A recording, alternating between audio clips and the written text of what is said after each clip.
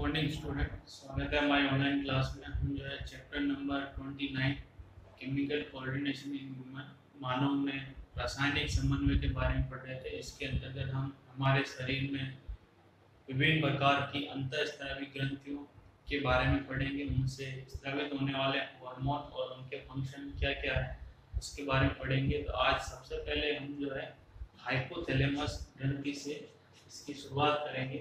सबसे पहले जो है हाइपोथैलेमस ग्लैंड।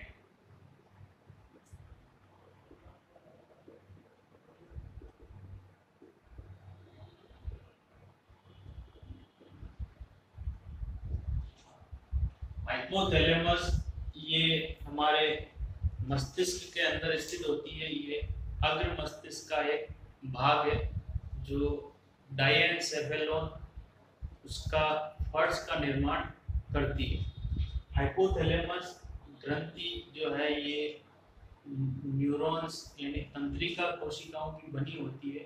इस ग्रंथि की कुछ कोशिकाएं न्यूरोसिक्रेटरी का काम करना शुरू कर देती है, यानी कुछ कोशिकाएं जो कुछ न्यूरॉन्स जो है सिक्रेशन का काम शुरू करती है, एडॉप्ट हो जाती है और वो हार्मोन बनाना शुरू कर देती है।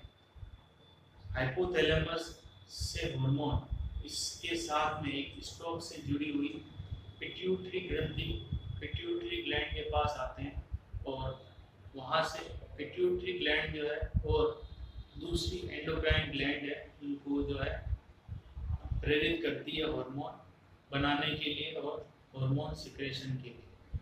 हाइपोथैलेमस जो है ये पहले ऐसा माना जाता था कि जो पीयूष या जो पिट्यूटरी ग्रंथि है वो बाकी जितनी भी एंडोक्राइन ग्लैंड है उन सब के ऊपर कंट्रोल करती है, इसलिए पहले पिट्यूटरी को मास्टर ग्रंथि कहा जाता था।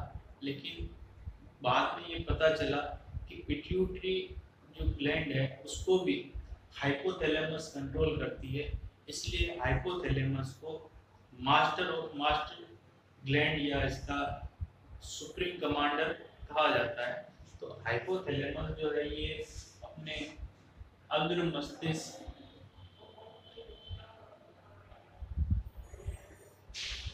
में स्थित होती है।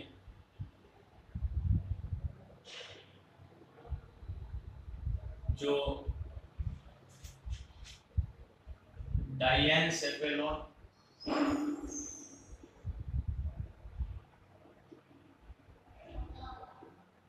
के फर्श का निर्माण करती है।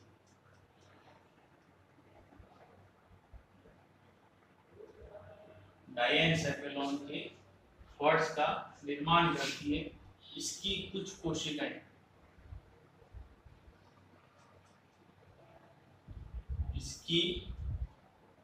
कोशिकाएं सिक्रेशन का काम करती है जिनको न्यूक्ली कहते हैं। इसकी कुछ कोशिकाएं स्त्रावण का कार्य करती है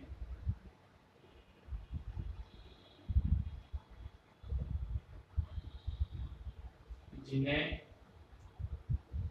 न्यूक्ली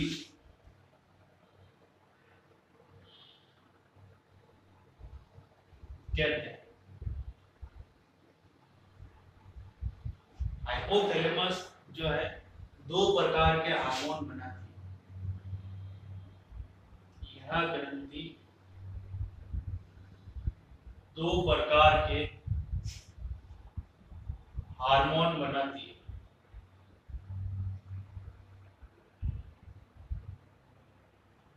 एक तो ये मोचक हार्मोन और दूसरे प्रकार के निरोधी हार्मोन।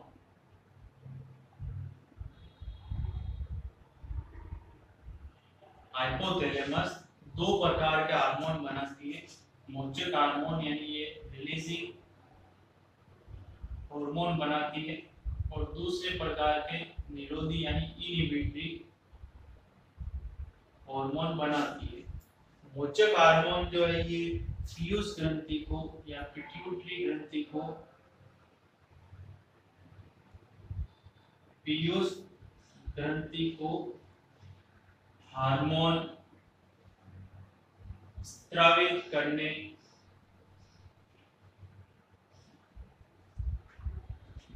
के लिए प्रेरित करते हैं।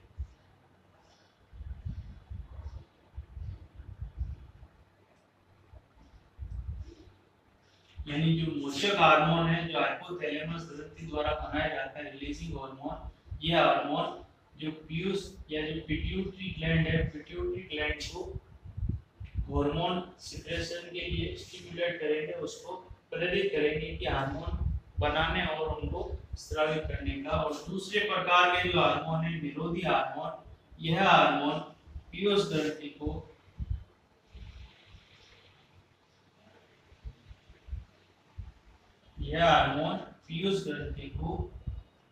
हार्मोन स्रावित करने से रोकते हैं।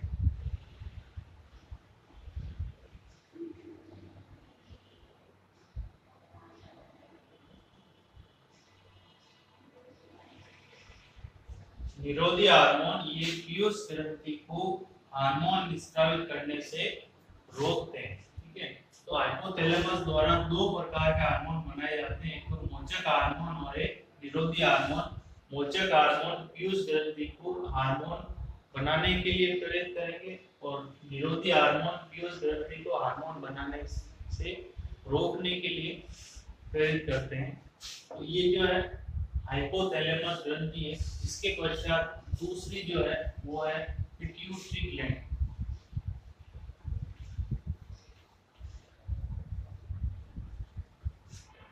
पिट्यूटरी ग्लैंड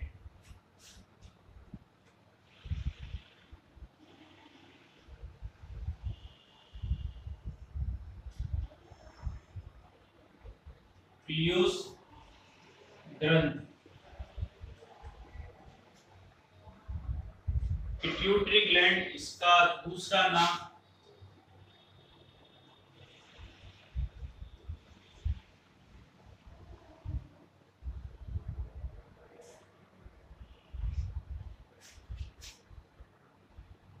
इसको हाइपोफाइसिस भी कहते हैं। पिट्यूटरी ग्लैंड पीयूष ग्रंथि को हाइपोफाइसिस भी कहा जाता है। ये मटर के दाने के आकार की,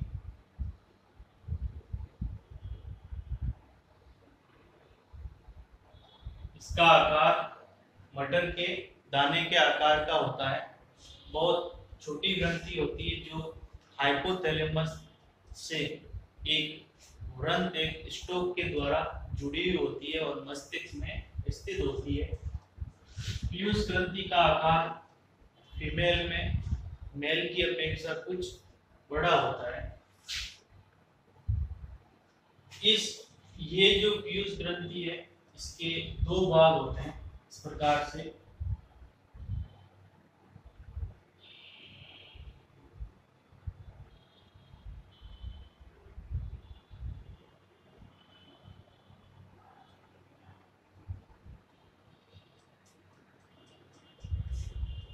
यहाँ से ये पीयूष ग्रंथि है और ये ऊपर हाइपोथैलेमस, ये हाइपोथैलेमस ग्रंथि है और ये इसको इनफंडिब्युलम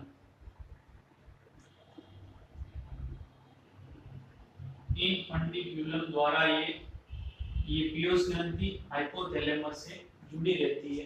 पीयूष ग्रंथि के दो भाग, एक तो इसको एंटीरियर लोब और इसको पोस्टीरियर लोब कहा जाता है, या इसका एंटीरियर लोब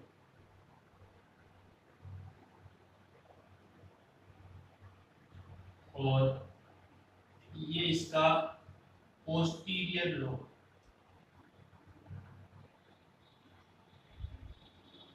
एंटीरियर और पोस्टीरियर लोब, इसको अग्रपाली कहते हैं और इसको पश्चपाली।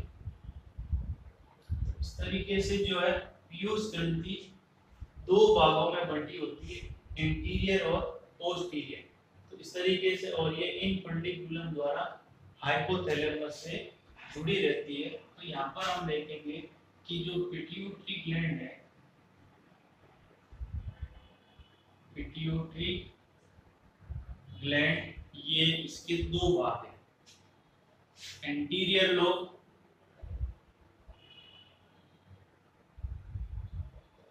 और posterior lobe.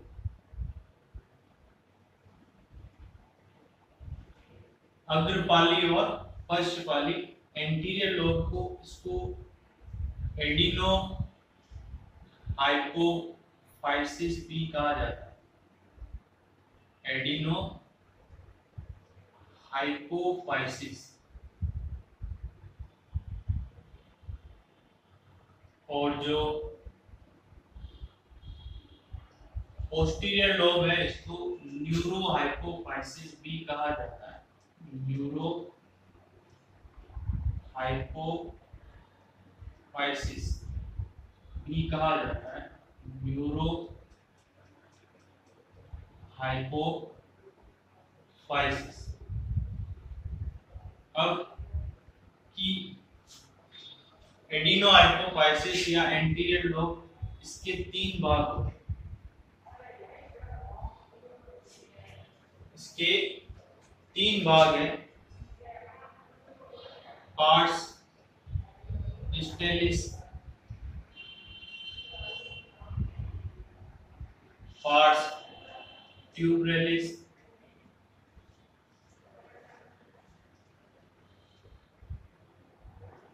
Parse distalis, pars tuberalis और इंटरमीडिएट। ये इसके तीन भाग। ये वाला हिस्सा पार्स ट्यूबरेलिस, ये वाला हिस्सा पार्स डिस्टेलिस और ये वाला हिस्सा जो है इंटरमीडिया।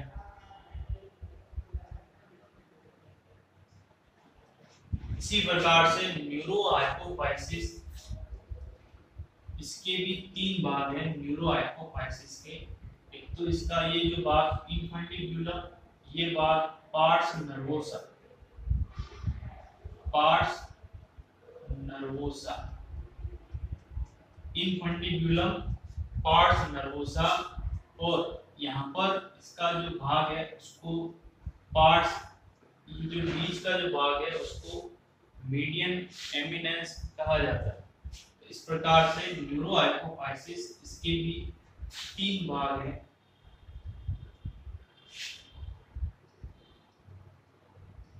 पहला भाग है पार्स नर्वोसा,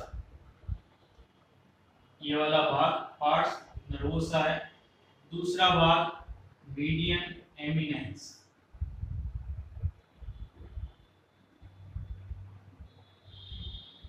मीडियन एमिनेंस जो बीच का भाग है। और तीसरा भाग है इन्फंडिब्युलम।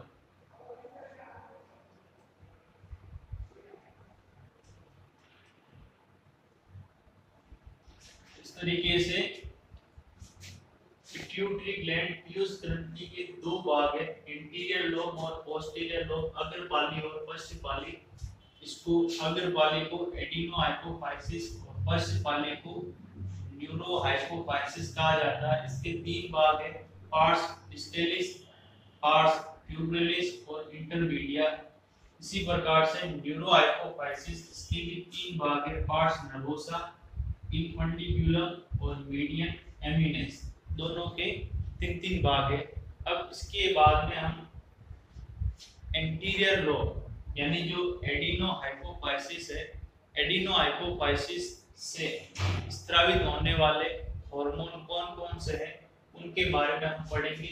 ये वाला जो एंटीरियर लोब है ये कौन कौन से हार्मोन बनाती है और उनके क्या क्या काम है।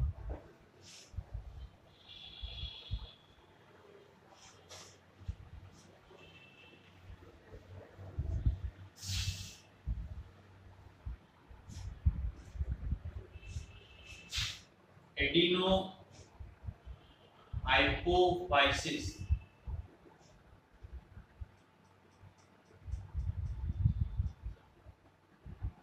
द्वारा स्रावित होने वाले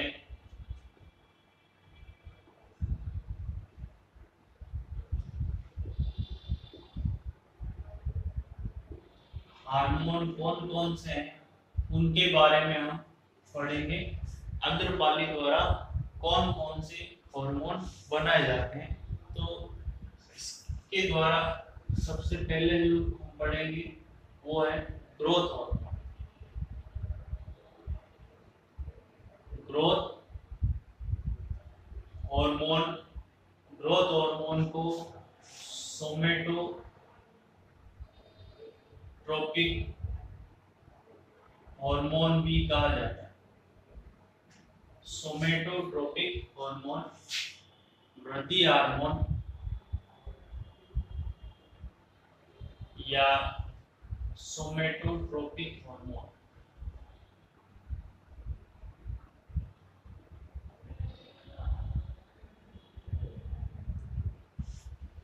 ग्रोथ हार्मोन या ये जो वृद्धि हार्मोन है, ये हमारे शरीर की वृद्धि में सहायक होता है। इस हार्मोन का फंक्शन ये है कि यह हार्मोन हमारे शरीर की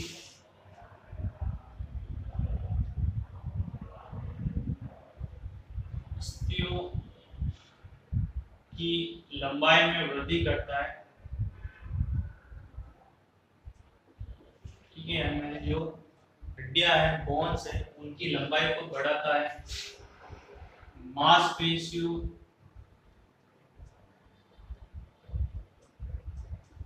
व उपास्थि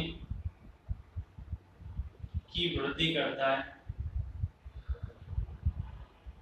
कोशिका विभाजन को बढ़ाता है।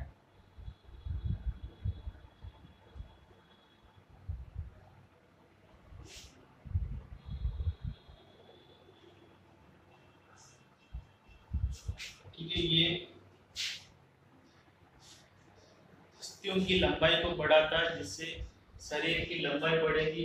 मांसपेशियां, मसल्स और कार्टिलेज उनकी जो है ग्रोथ करवाता है। इसके अलावा ये कोशिका विभाजन, सेल डिवीजन स्टिमुलेट करता है, जिसके द्वारा कोशिकाओं की संख्या बढ़ती है और शरीर की वृद्धि होती है। तो ये जो हार्मोन है शरीर की वृद्धि में सहायक है। अब इसके पश्चात कि इस हार्मोन के अधिक बनने से या कम बनने से क्या क्या प्रभाव पड़ता है, इसके हाइपोसिक्रेशन और हाइपर सिक्रेशन से क्या प्रभाव पड़ेगा। तो ग्रोथ हार्मोन, ग्रोथ हार्मोन इसके हाइपोसिक्रेशन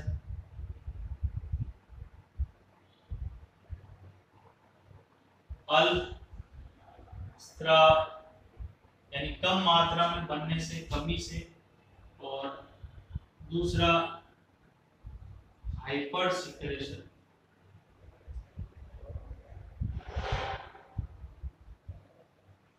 ज्यादा बनने से क्या प्रभाव पड़ेगा। वृद्धि हार्मोन, ये जो ग्रोथ हार्मोन है, इसके कम बनने से और ज्यादा बनने से क्या प्रभाव पड़ता है। तो कम बनने से, तो ये भी दो तरीके से, एक तो बाल्यावस्था में,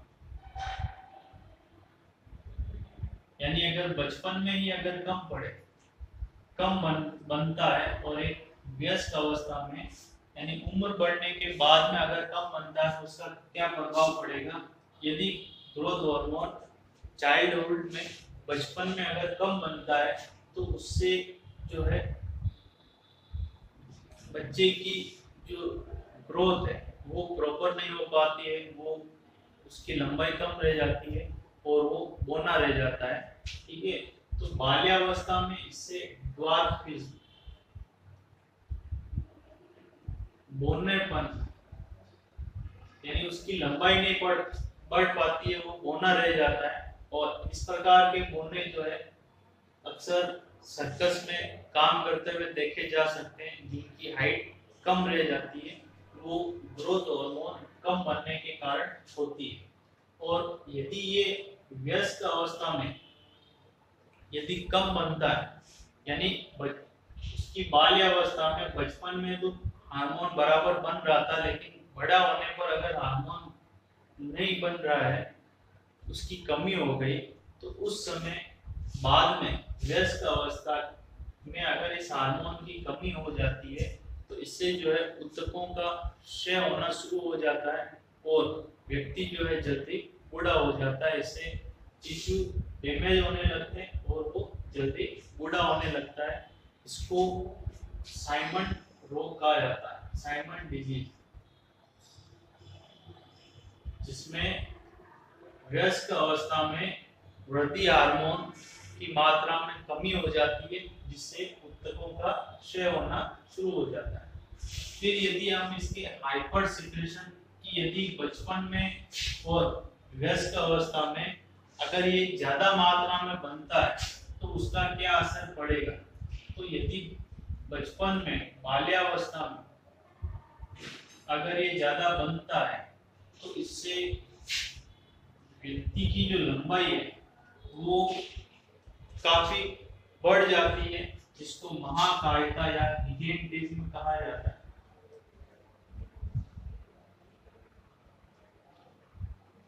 महाकायिता या गिगेंटिज्म कहा जाता है, यानी बचपन में यदि ग्रोथ हार्मोन ज्यादा बनता है, तो उससे उस व्यक्ति की जो लंबाई है वो नॉर्मल से कुछ ज्यादा हो जाती है, शरीर की लंबाई बढ़ जाती है। और यदि व्यस्क अवस्था में यदि ये हार्मोन ज्यादा बन रहा है, तो उससे जो चेहरे की जो हड्डियां हैं वो अनियमित आकार में वृद्धि करती है, उसका चेहरा बेडोल हो जाता है। उस अवस्था को कहा जाता है एक्रोमीगेली, एक्रोमीगेली, जिससे उस व्यक्ति का जो चेहरा है, उसके चेहरे में उसकी जो हड्डियां हैं वो इस तरीके से वृद्धि करती है कि उसका चेहरा जो है बेडोल हो जाता है, कुरूप हो जाता है।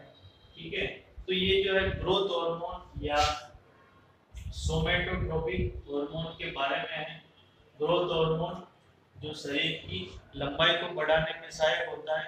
ये लंबाई को बढ़ाने के लिए हमारी अस्थियों को बढ़ाता है, मांसपेशियां उपास्थि है, और कोशिका विभाजन द्वारा कोशिकाओं की संख्या को बढ़ाता है, जिससे शरीर की लंबाई में वृद्धि होती है। इसके अल्प स्राव और अति स्राव, यानी अगर ये कम बनता है या अधिक बनता है, तो उसका क्या प्रभाव रहता है। ये पहला हार्मोन है। फिर इसके पश्चात दूसरा हार्मोन,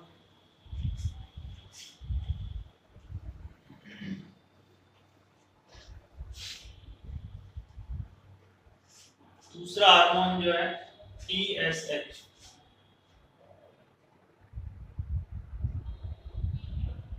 थायराइड स्टिमुलेटिंग हार्मोन।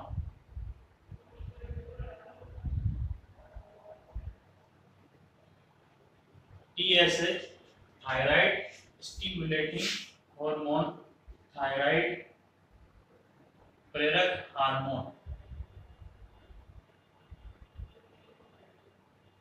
ठीक है, ये हार्मोन जो है ये पीयूष ग्रंथि के अग्रपाली एंटीरियर लोब द्वारा बनाया जाता है।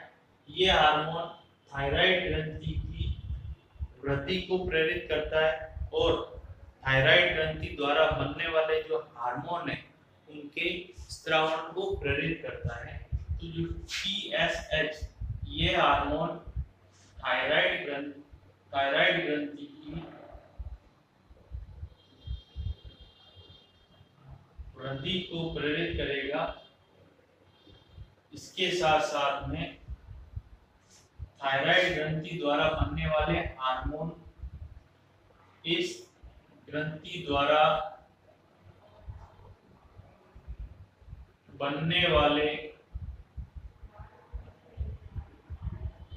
हार्मोन के स्रावण को प्रेरित करता है, यानी उनके सिक्रेशन को ये प्रेरित करेगा। ठीक है, तो ये एंटीरियर लोब या हाइपोफाइसिस द्वारा बनने वाला दूसरा हार्मोन है TSH, थायराइड स्टिमुलेटिंग हार्मोन, और उसके कार्य इसके बारे में बताया गया है।